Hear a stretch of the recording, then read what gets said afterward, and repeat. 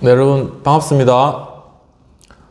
오늘도 루이스 벌코프의 조직신학, 인간론에 관한 공부들을 계속 진행하도록 하겠습니다. 함께 주기도문으로 기도하고 오늘 공부를 시작하도록 하겠습니다. 하늘에 계신 우리 아버지여, 이름이 거룩히 여김을 받으시오며 나라의 임하옵시며 뜻이 하늘에서 이룬 것 같이 땅에서도 이루어지이다. 오늘날 우리에게 일용할 양식을 주옵시고 우리가 우리에게 죄 지은 자를 사하여 준 것 같이 우리의 죄를 사하여 주옵시고 우리를 시험에 들지 말게 하옵시고 다만 악에서 구하옵소서. 대개 나라와 권세 영광이 아버지께 영원히 있사옵나이다. 아멘. 네, 오늘은 죄에 관한 그러한 내용들을 다뤄보도록 하겠습니다. 제2부, 인간론의 제2부, 죄의 상태 안에 있는 인간입니다. 첫 번째는 죄의 기원이 되겠습니다. 과연 죄는 어디에서 왔는가? 세상에 존재하는 악의 기원에 관한 문제는 언제나 철학과 신학의 가장 난해한 문제 중 하나였다고 합니다. 따라서 이 문제가 주목받는 것은 자연스러운 일입니다. 악의 힘은 크고 보편적인 것으로서 인간 삶 전반에 드리워져 있는 어두운 그림자일 뿐만 아니라 일상적으로 체험되는 현실이기 때문입니다. 철학자들은 늘 긴장하며 악의 기원에 관한 문제에 직면하여 그 해답을 얻기 위해 노력하였습니다. 특히 세상에 있는 도덕적인 악이 그들의 주요한 관심사였는데 어떤 이들에게는 악이 그 삶의 자체의 일부였기 때문에 이 문제에 대한 해결책을 사물의 자연적인 구조에서 찾았습니다. 그러나 한편 어떤 학자들은 악은 자율적인 기원을 가지고 있어서 현재나 과거를 막론하고 인간의 선택에 좌우된다고 생각을 하였습니다. 이 관점이 하나님의 말씀에 계시된 진리에 좀 더 가깝다고 할 수 있겠습니다. A. 죄의 기원에 관한 역사적 견해가 되겠습니다. 초대교회 교부들은 죄의 기원에 관하여서 명확한 입장을 밝히지는 않았습니다.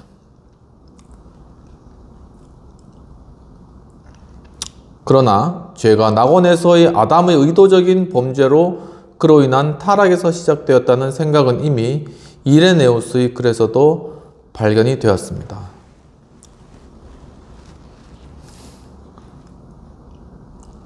이와 같은 입장은 곧 악을 물질 안에 내재한 것이요, 동시에 신보다 한 단계 낮은 반신반인의 조물주의 산물로 보는 영지주의에 대립되는 것으로서 곧 교회의 주도적인 입장이 되었습니다. 인간의 영혼은 물질과 접촉하는 순간 악한 것이 됩니다. 이 같은 주장은 죄가 지니는 의도성과 윤리성을 파괴합니다. 그러니까 이 말은 뭐냐면은 이제 악이라는 게 물질 안에 포함되어 있다라는 그러한 의견인데, 이제 물질 안에 포함되어 있기 때문에 이 물질을 접촉한 인간은 죄인이다. 이제 이런 의미가 되는 것이죠. 근데 이것은 죄가 지는 의도성, 그러니까 죄를 짓고자 하는 어떤 의도가 있고 그 죄라는 것에 대한 윤리적인 어떤 비난, 이런 부분들이 죄가 지니는 것인데 이것을 파괴한다는 것이죠. 죄를 어떻게 보면 약간 가치 중립적인 그러한 부분들로 만드는 그러한 것이기 때문에 이러한 어떤 의견 자체가 문제성이 있다라는 것을 이야기하는 것입니다.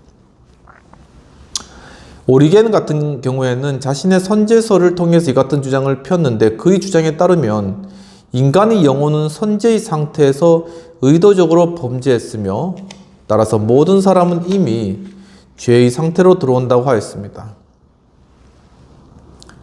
그러니까 선제적인 상태, 영혼이 인간의 몸을 잊기 전에 선제적인 상태에서 이미 범죄했기 때문에 죄를 내포하고 태어난다는 것이죠. 이와 같은 플라톤적인 관점은 너무나도 많은 난점을 내포하고 있기 때문에 폭넓게 받아들일 수가 없었습니다. 그러나 18세기와 19세기에는 뮬러, 그 다음에 위커르트를 비롯하여 레싱, 셸링, J.H. 피히테와 같은 철학자들이 이제 이 견해를 지지하기도 하였다고 합니다.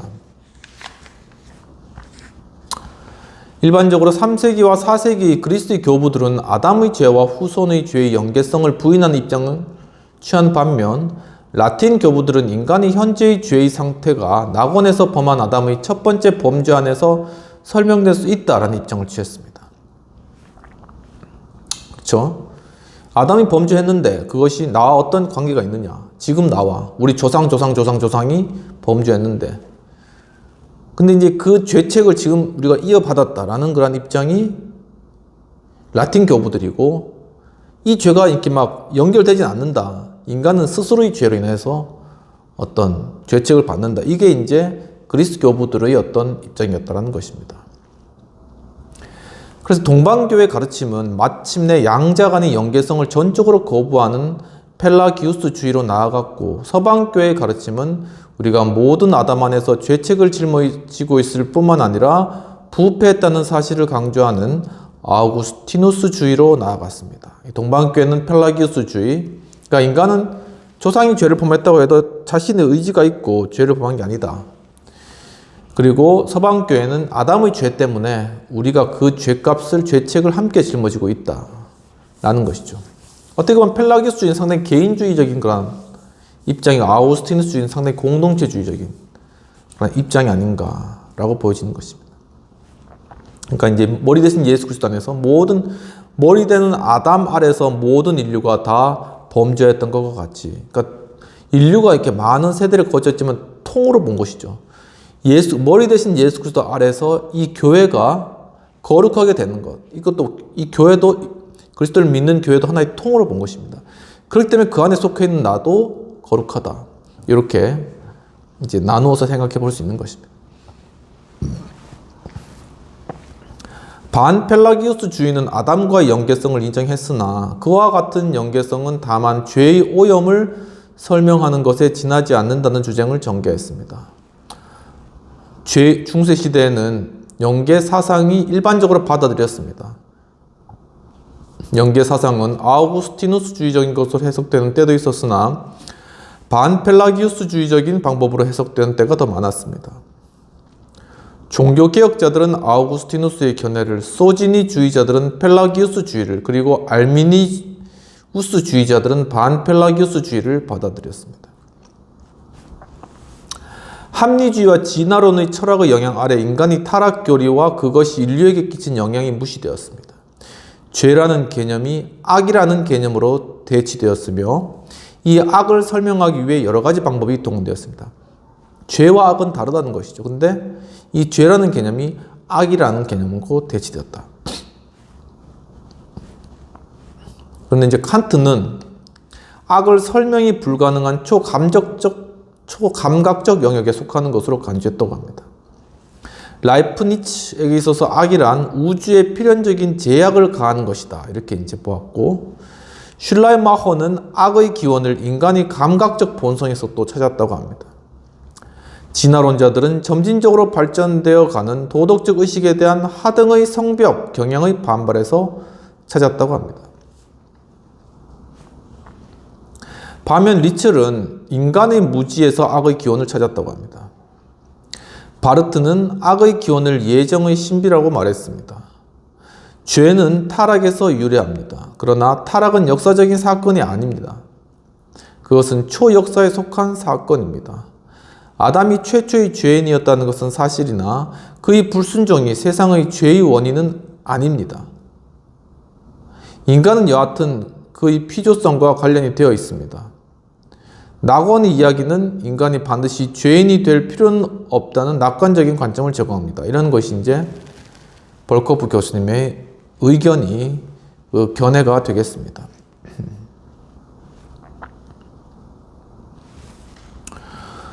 죄의 기원에 대한 성경적 근거를 한번 찾아보면 성경에서는 세상의 죄가 하나님의 율법을 범한 것으로 명백히 이제 규명되어 있습니다. 죄의 개념이 딱 나와 있는 것이죠. 인간은 본성적으로 이미 범법자로 묘사가 되었습니다. 따라서 다음과 같은 의문이 일어났는데 뭐냐면 인간은 그 본성을 어떻게 획득했는가? 라는 것입니다. 그 점에 있어서 성경이 계시하는 진리는 어떤 것인가? 라는 것이죠. 이와 관련해서 첫 번째로는 뭐냐면 하나님은 죄의 조성자로 간주될 수는 없다는 것입니다.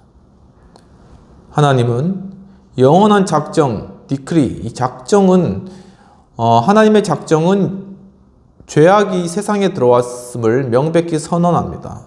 그러나 이것을 하나님이 죄를 만드신 자로서 죄에 대한 책임을 져야 한다는 의미로 이해해서는 안 된다는 것이죠. 성경은 이 해석을 단호히 거부합니다. 하나님은 악을 행하지 아니하시며 전능자는 결코 불의를 행하지 아니하신다. 그러니까 이 땅에 죄가 들어오는 건 필연적이었고 하나의 정해진 것이라고 보았다 할지라도 하나님이 그 죄에 대한 책임을 져야 될 그런 분은 아니라는 것입니다. 그는 거룩한 하나님이시다. 따라서 그 안에는 불의가 전혀 없다. 그는 악에게 미혹될 수 없으며 친히 아무도 시험하지 않으신다는 것이죠. 하나님은 인간을 창조하실 때 선하게 그리고 자신의 형상대로 창조하셨습니다. 그는 적극적으로 죄를 미워하시며 그리스도 안에서 인간을 죄로부터 구원하기 위한 길을 제시하신 것이죠. 이 모든 말씀들에 비추어 볼 때 하나님이 죄를 만드신 자라고 말하는 것은 하나님 모독하는 것입니다. 하나님이 죄를 만든 건 아니다. 것이죠. 그러므로 죄를 사물의 본질 안에 이미 내재해 있는 하나의 필연성으로 생각하는 결정론적인 견해를 거부하지 않으면 안 된다고 합니다. 이 사물 안에 이미 본질적으로 죄가 있기 때문에 결국 그 물질에 접촉한 인간은 죄이다라는 견해는 버려야 된다는 것입니다. 그러한 견해는 하나님이 죄의 조정자임을 암시하고 있는 것으로 인간의 책임을 말하는 성경의 관점과 양심의 소리에는 반대되는 것이죠. 인간이 죄의 책임이 있는데 그 책임을 하나님께 돌리려는 것입니다. 이게 틀렸다라는 것입니다. 두 번째는 죄는 천사의 세계에서 시작되었다라는 것입니다. 성경에 따르면 죄의 기원은 창세기 3장의 인간이 타락에까지 거슬러 올라가지 않으면 안 되는데 이와 동시에 천사의 세계에서 일어난 일에 주목해야 된다는 것입니다. 하나님은 일군의 천사들을 창조하셨습니다. 이들이 창조주의 손에서 나올 때는 모두 선했습니다. 그러나 천사의 세계에 타락이 있었고 이때 일군의 천사들이 한 무리의 천사들이 하나님으로부터 떨어져 나왔습니다. 그러니까 무슨 반지의 제왕 이런 거 보는 것 같네요. 그러니까 다 천사를 잘 만들었는데 그 일군의 천사들이 이제 반항한 거죠. 이제 반란을 일으켜가지고 떨어져 나왔습니다. 이 타락의 정확한 때는 명시되어 있지 않지만 요한복음 8장 44절에서는 예수님은 마귀를 태초부터 살인자라고 규정하셨으며, 그러니까 원어 카타 아르케라고 이렇게 얘기하네요. 요한은 요한일서 3장 8절에서 마귀가 처음부터 범죄했다라고 얘기하고 있습니다. 창세 때부터 범죄에 있었다라는 것이죠. 지배적인 견해는 이 카타 아르케가 인류 역사의 시초를 가리킨다라는 것입니다. 천사들의 타락을 초래한 죄에 대해서는 아무런 언급이 없습니다. 디모데전서 3장 6절에 보면 바울이 디모데에게 새로 입교한 자를 감독으로 세우지 말라고 권고하면서 그 권고 이유를 교만해져서 마귀를 정죄하는 그 정죄에 빠질까 두렵기 때문이다. 그렇게 이야기를 했었죠. 근데 여기서 이제 가능한 추론은 뭐냐면은 천사를 타락시키는 것은 권능과 권위에 있어서 하나님과 같이 되고자 하는 교만의 죄일 것이다라는 것입니다. 그러니까 무엇이 천사를 타락하게 만들었나? 하나님을 거역하게 만들었냐면은 이 천사가 하나님의 위치에 오르고 싶었던 거예요. 피조물이면서 이 조물주 위치에 오르고 싶었다는 것이죠.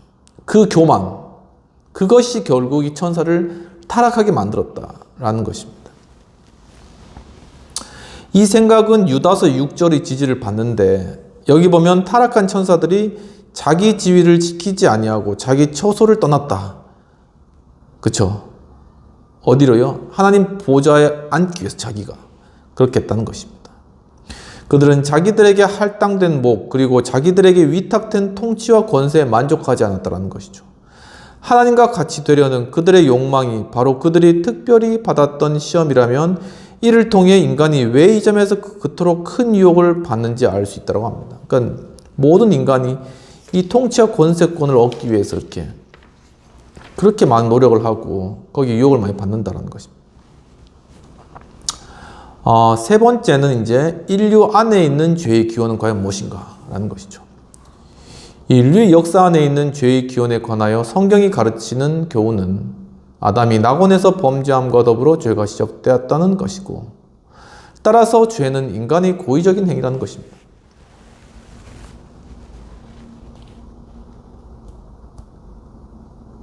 그렇죠. 아담이 낙원에서 선악과 따먹지 말라 그러는데 그 따먹음으로 말미암아 인간이 범죄해서 죄가 시작됐다는 것이죠. 영의 세계로부터 온 유혹자는 인간이 하나님께 반역함으로써 하나님과 같이 될 수 있다고 속삭였습니다.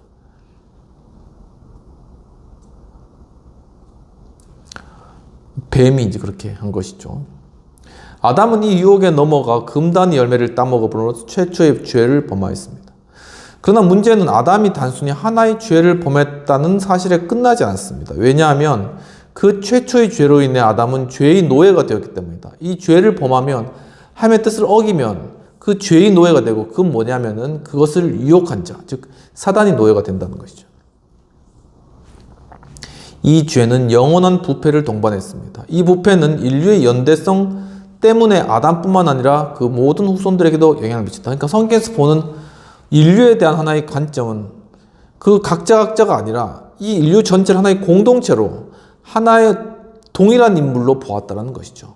그렇기 때문에 아담이 범죄함을 이 죄책이 모든 인류에게 미쳐졌다라는 것을 보여주고 있습니다. 이게 어떻게 보면 공동체주의의 극치라는 거죠, 이게. 인류의 조상은 타락함으로써 그 후손에게 부패한 본성을 물려주었습니다. 죄는 거룩하지 않은 근원에서 시작되어 일종의 더러운 강물을 이루면서 모든 세대 인류에게 흘러가 그것이 접촉하는 모든 사람과 사물을 부패시킵니다. 그러면 다음과 같은 욥의 질문은 매우 적절할 것이라고 하겠습니다. 누가 깨끗한 것을 더러운 가운데서 낼 수 있으리까? 하나도 없나이다. 그러니까 인류가 아담이 범죄함으로 이제 그 죄로 인해서 타락됐기 때문에 그 오염된 물이 그냥 흘러 넘치는 것이죠. 그게 계속 지금 인류까지 흘러 넘치고 있다는 것입니다. 그거를. 그거 어떻게 해야 되겠습니까? 그러니까 거기서 벗어나서 자기 깨끗하다고 이야기할 수 있는 사람이 아무도 없다는 것이죠. 그러니까 그 아담의 그 더러운 물을 깨끗한 물로 씻어야 되는데 그게 바로 예수 그리스도의 십자가의 보혈이다라는 것입니다. 그래서 예수 그리스도의 보혈의 피로 씻김 받으면 그는 머리 대신 예수 그리스도 아래서 새로운 인류로 편성이 되는 것이죠. 성경의 그런 논리로서 구성되어 있다라는 것이 되겠습니다. 그러나 이것이 전부는 아닌데 아담은 인류의 조상으로서 범죄했을 뿐만 아니라 모든 후손의 대표로서, 이 머리로서 또한 범죄한 것입니다. 그러므로 그의 죄책도 후손들에게 전해짐으로써 모든 인류의 후손이 죽음의 형벌을 받지 않을 수 없게 되었습니다. 이와 같은 의미에서 아담의 죄는 모든 사람의 죄라고 할 수 있을 것입니다. 이것이 바로 바울이 로마서 5장 12절에서 가르치는 내용입니다. 그러므로 한 사람으로 말미암아 죄가 세상에 들어오고 죄로 말미암아 사망이 들어왔나니 이와 같이 모든 사람이 죄를 지었으므로 사망이 모든 사람에게 이르렀느니라. 모든 사람이 죄를 범했다는 말씀은 모든 사람들이 아담 안에서 죄를 범했다는 뜻이요. 그리하여 모든 사람이 죽음의 형벌을 받게 되었다라는 뜻이라는 것입니다.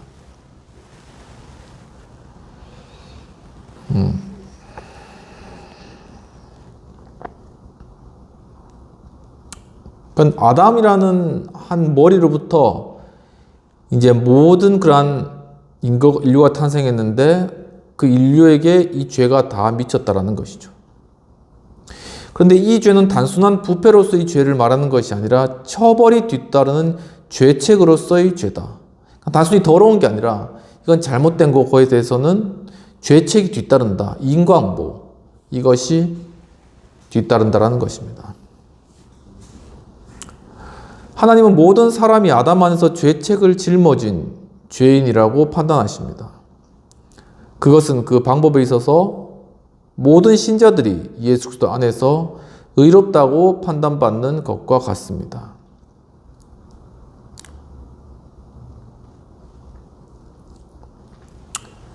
그렇죠. 아담이 범죄함으로 그 죄책을 모든 인류가 짊어진 것처럼 예수 그리스도께서 그 죄값을 다 치르심으로 말미암아 모든 인류에게 그 예수를 믿는 그 인류에게 바로 구원, 죄의 씻음, 정결함, 구원 이런 것들이 일어났다는 것입니다.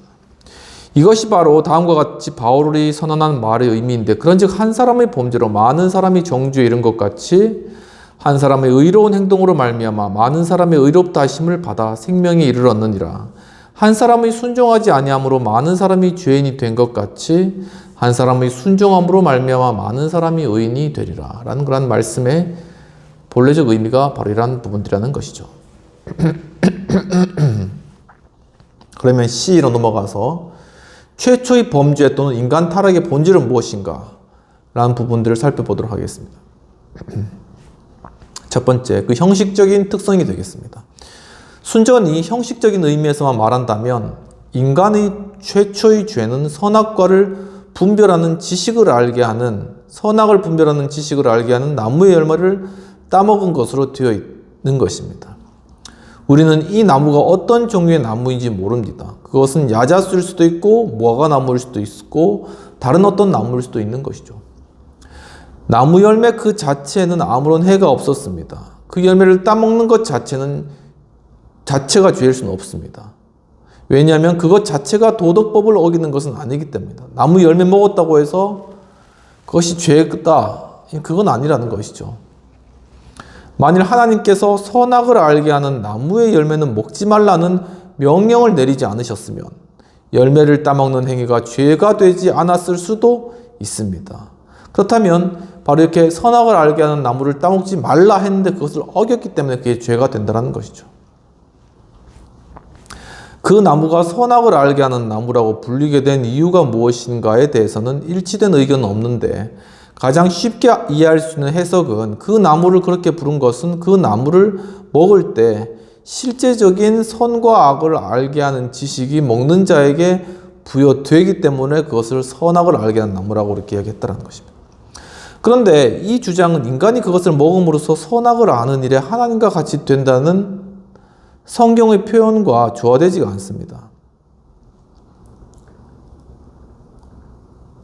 그 이유는 하나님은 악을 범하신 분이 아니시오. 따라서 악에 관한 실제적인 지식을 소유하고 계신 분이 아니시기 때문입니다. 라는 것이죠.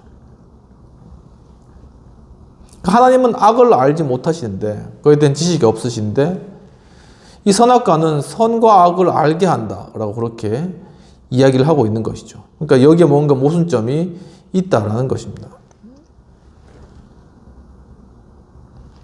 이 같은 견해보다는 이제 이러한 과거의 견해가 있었고 새로운 견해는 뭐냐면 그것이 첫 번째는 인간의 미래 상태가 선한가 악한가를 계시해주고 있는 것이며 두 번째는 자기 자신에게 선한 것과 악한 것을 판별할 수 있는 기준을 하나님이 정하실 것인가 아니면 인간 자신이 결정할 것인가를 보여주기 때문에 선악을 알게 하는 나무라는 명칭이 붙은 것이라고 보는 것이 더 가능성 있는 해석이라고 얘기하고 있습니다. 그러니까 이것이 인간의 미래 상태가 선한가 악한가 이런 것들을 계시해주고 또한 이 판별 기준이 선악에 대해서 하나님이신가 아니면 인간 자신인가 라는 것이죠.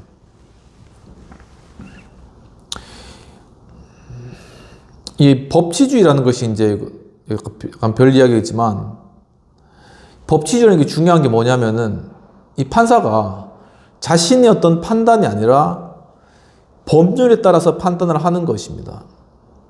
그러니까 법률에 따른 판단을 이루기 위해 가지고는 법률 조항 그대로를 적용해야 되고 거기에 판사 개인의 의견이나 어떤 그런 성향이 개입되면 안 되는 거죠. 그 때문에 이것이 법치주의가 하나의 어떻게 보면 약간 성경적인 그런 의미가 포함되어 있다고 보는 것입니다. 그러니까 법치를 지켜라. 요즘 많이 그러잖아요. 이제 헌재도 그렇고 뭐 대법원 아무튼 법치주의를 지켜야 된다. 이 법치주의의 판단을 해야 된다. 이게 얘기 많이 나오는데 이제 거기에 약간 내면으로 가보면은 이게 이제 네 판단에 따르지 말고 법에 따른 판단을 해라는 것이죠. 그러니까 스스로가 판단하고 싶은 유혹도 있을 수 있고 스스로가 이것을 판단하고 결정 내리고 싶은 그러한 어떤 인간의 어떤 권력이라던가 야욕도 있을 것이랍니다. 그것을 내려놓고 법 앞에서 겸손해져라. 이 말을 하고 있는 것입니다. 상당히 성경적인 것이죠, 그게.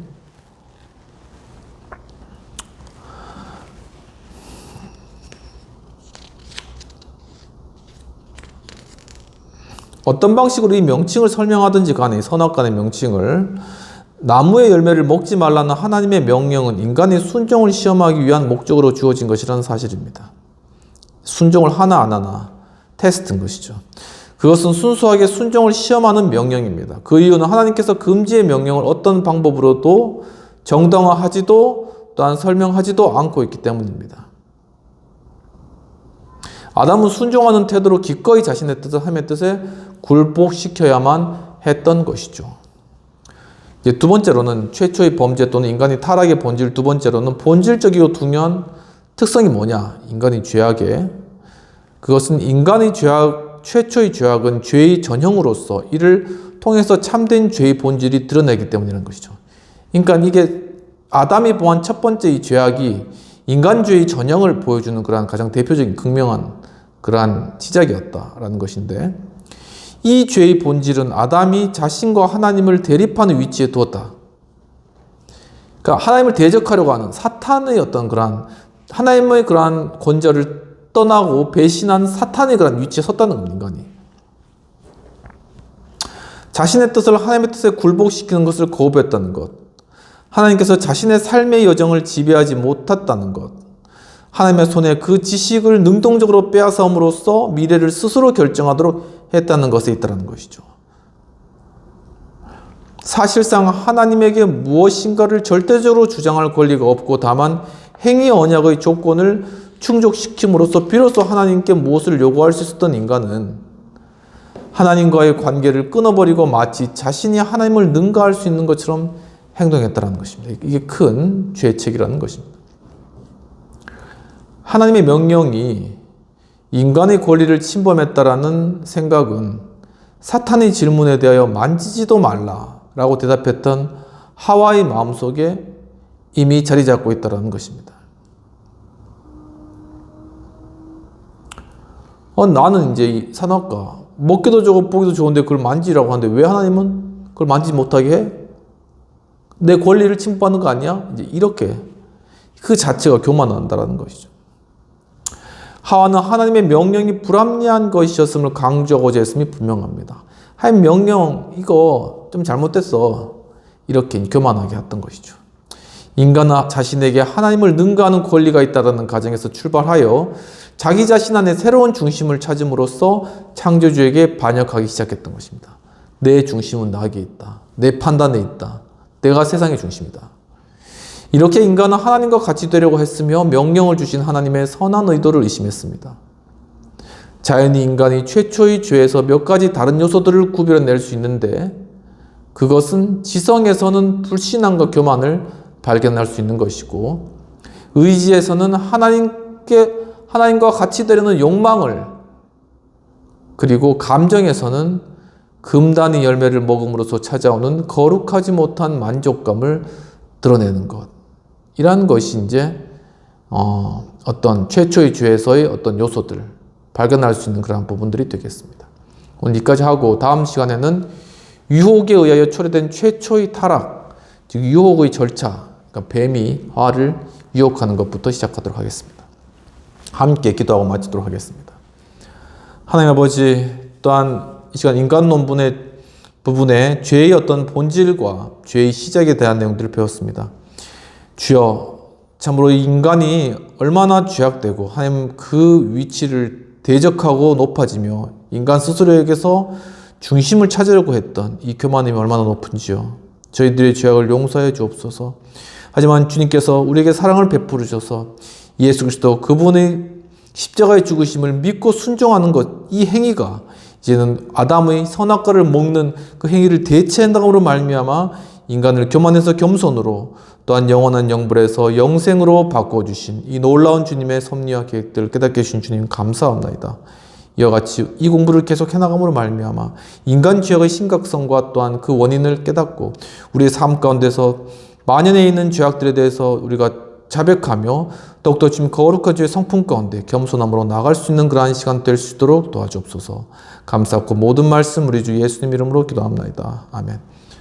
네, 이제 3월이고 이제 많이 날씨도 따뜻해지고 이제 외투를 이제 벗어야 될 그런 목도리, 적어도 목도리 정도는 벗어야 될 그런 때가 아닌가라는 그런 생각이 드는데요. 이 시간 또 여러 가지 3월 많이 바쁘시잖아요. 이런 바쁜 가운데서도 주님과의 교제하는 것들 놓치지 마시고 또 계속 또 이러한 공부들을 함께 하심으로써 이 성경의 중요한 그런 교리들을 배우는 그런 복된 시간 가졌으면 좋겠습니다. 감사합니다.